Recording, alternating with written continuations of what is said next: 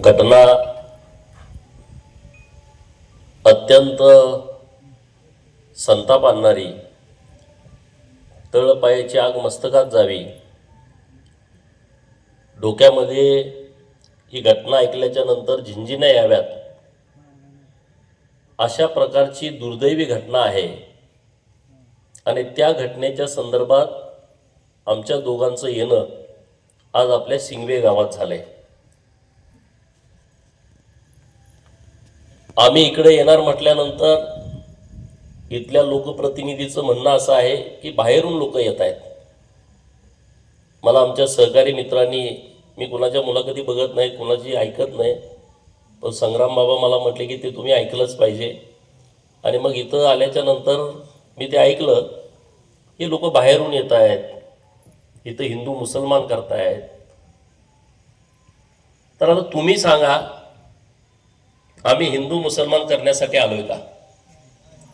जोरात बोला, आलोय का? ही घटना किरकोळ आहे का? घटना किरकोळ आहे? जरा जोरात बोला। ही घटना किरकोळ नाही। ते म्हणतात की कायद्याचं यांना ज्ञान नाही, की तुम्ही पीडित मुलीच्या घरी जाता कामा नये, पीडित घराचं नाव लोकांना माहीत होईल। अरे बाबांनो, पीडित मुलीच्या वडिलाचं आपण जोरदार टाळ्या वाजवून आभार व्यक्त केले पाहिजे। आमचे मीडियाचे मित्र पण होते, त्याने म्हणलं तुम्ही घेऊ नका, त्यांनी आमची विनंती मान्य केली। आमच्यासोबत अनेक सहकारी मित्र होते, त्यांनाही म्हणलं तुम्ही येऊ नका। आम्ही जाऊन त्यांच्याशी चर्चा केली।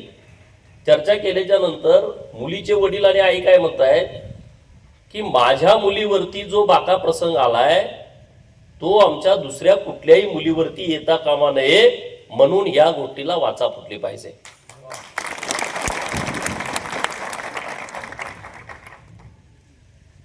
घटना अनेक ठिकाणी घडतात, माणूस घाबरतो, कारण मुलीचं आयुष्य म्हणजे काचेचं भांड आहे। एकदा तडा गेला परत त्याला जोडता येत नाही। आम्हाला याची जाणीव आहे। अरे पण घटना होत आहेत किती, रोज हे सुरू आहे। प्रत्येक पोलीस स्टेशनला जावा, तिथं कोणी ना कोणी आई आणि वडील बसलाय की माझी मुलगी मुसलमानाच्या पोरानं पळवून नेली आहे।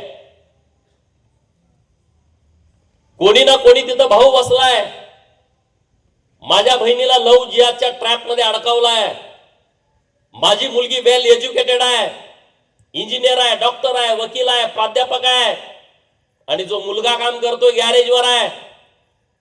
मुलगा काय करतोय? गारीगार विकतोय। मुलगा काय करतोय? दुसऱ्याच्या कुणाच्या तरी दुकानात कामाला आहे, आणि त्यांनी आमच्या मुलीला, बहिणीला फसवलाय। एक नाही, दोन नाही, असे हजारो प्रकरण सुरू आहेत। कुठंतरी बातमी येते आहे लहान बाळावरती, अरे 3-4 वर्षाची मुलगी आहे। आपल्या या आजच्या मोर्चाची मागणी आहे, नसरापूरच्या आमच्या लहान मुलीवरती अन्याय अत्याचार करून मुलीला मारून टाकला, त्याला पुण्याच्या कोर्टाने फाशीची सजा दिली आहे। या भडव्याला सुद्धा तशाच पद्धतीनं फाशीची सजा दिली पाहिजे। हे कृत्य तेच आहे। मुलगी जर रडली नसती, मुलगी जर ओरडली नसती तर त्याला सोडलंच नसतं। जर हा प्रसंग रात्रीचा असता तर त्यानं पण हेच कृत्य केलं असतं। आणि म्हणून अशी प्रकरणं जिथं जिथं लहान बालकांची होत आहेत, लहान मुलींची होत आहेत, त्या सर्वांना फासावरती चढवलं पाहिजे आणि त्यांच्यावरती तात्काळ कारवाई केली पाहिजे, ही आमच्या मोर्चाची मागणी आहे। अरे गरीब आहे बाप, साधं घर सुद्धा नाही, पण त्या बापाची मानसिकता खूप ग्रेट आहे, धाडसी आहे। मुलीनं त्याला सांगितलं नाही, पण मुलीनं आईला सांगितलं आणि त्याला माहित आहे असे अनेक भडवे गावात असतात, तालुक्यात असतात की जे प्रश्नचिन्ह निर्माण करतात. असं झालं असेल का? अरे तुमच्या घरात असं घडलं तर तुम्ही प्रश्न विचाराल का? तुम्ही अशी शंका उत्पन्न कराल का?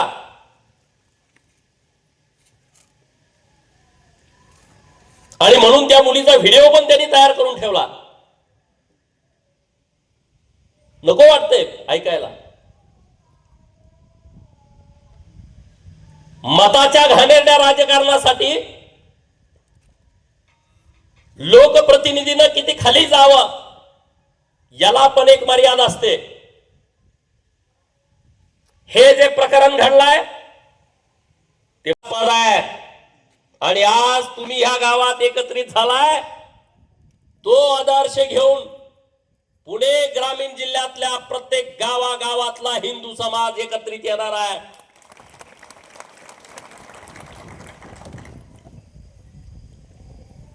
संग्राम बापूंनी भूमिका मांडली की दोन्ही कारागीर हे मुस्लिम समाजाचे आहेत. अरे हा देश, हा महाराष्ट्र 18 पगड जातीचा आहे, 12 बलुतेदारांचा आहे, आलुतेदारांचा आहे, शेतकऱ्यांचा, कष्टकऱ्यांचा आहे. छत्रपती शिवाजी महाराजांच्या हिंदवी स्वराज्याच्या स्थापनेच्या संकल्पनेमध्ये या सगळ्या लोकांनी झोकून दिलाय. त्यामध्ये वीर जीवा महाले आहेत, वीर शिवा काशीद आहेत. छत्रपती शिवाजी महाराजांच्यासाठी जीवाची पर्वा न करणारी ही लोक आहेत. होता जीवा म्हणून वाचला शिवा. तो नाभिक समाज आमचा आहे. पन्हाळ्याचा जेव्हा वेढा पडला, छत्रपती शिवाजी महाराज पन्हाळगडावरती होते. आपल्या मावळ्यांची मानसिकता होती, पावसाळ्याचे दिवस आहेत, पाऊस वाढेल तसा सिद्धी जोहरचा जो वेढा आहे तो कमी होईल. पण जसा पाऊस वाढायला लागला तसा त्यांनी वेढा आवळायला चालू केला. दिवसावर दिवस जायला लागले आणि मग करायचं काय? बहिर्जी नायकांच्या डोक्यामध्ये कल्पना आली की छत्रपती शिवाजी महाराजांसारखा हुबेहूब दिसणारा एक मावळा आपल्या सैन्यामध्ये आहे आणि त्याचं अशी मानसिकता त्या लोकांची झाली. आणि दुसऱ्या बाजूला त्यांनी वीर शिवा काशीदांना छत्रपती शिवाजी महाराजांच्या दरबारामध्ये बोलावलं.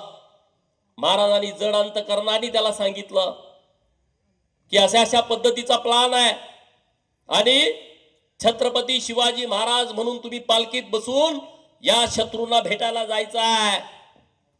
वीर शिवा काशीद काय म्हणतोय की महाराज, छत्रपती शिवाजी महाराज म्हणून मी जन्माला आलो नाही, हे माझं दुर्भाग्य आहे, परंतु छत्रपती शिवाजी महाराज म्हणून मी मरणार आहे, हे माझं सौभाग्य आहे. आणि म्हणून माझी मागणी आहे महाराष्ट्र सरकारकडे की महाराष्ट्रामध्ये नाभिक समाजाचाच आमचा भाऊ हा सलूनचं दुकान चालवेल, दुसरा कोणी जरी असेल, नुसत्या सिंगवे गावातला नाही, महाराष्ट्रात कोण जर सलूनचं दुकान काढून मुसलमान बसला असेल तर त्याच्या दुकानाला टाळा लागला पाहिजे. काय म्हणणं आहे तुमचं? काय म्हणणं आहे? झालं पाहिजे ना. कुणी येत आहेत दुकान काढतायत, अरे आमची लोक जगणार कशी? अरे आमची लोक ही विश्वासू आहेत, जीवाला जीव देणारा आमचा नाभिक समाज आहे. त्यांच्या तुम्ही पोटावरती टाच आणताय.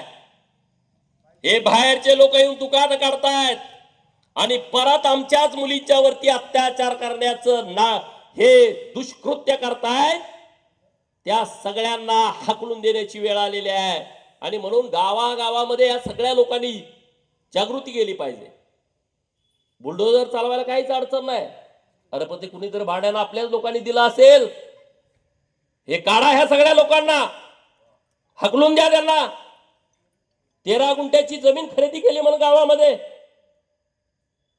हे कसं काय चालतंय? आणि परत लोक आम्हाला बोलताय की तुम्ही असं कसं काय बोलताय? मग आम्ही काय पूजा करायची? आम्ही काय ताट आणायचं, यांना ओवाळायचं? तुम्ही येणार इथं आमच्या गावात राहणार, आमच्या लेकी बाळींच्या वरती वाईट नजर ठेवणार, त्यांच्यावरती अन्याय अत्याचार करणार, हे कसं काय चालेल? हे चालणार नाही. आणि म्हणून महाराष्ट्रातल्या तमाम नाभिकां समाजाच्या बाजूने आम्ही सगळे आहोत.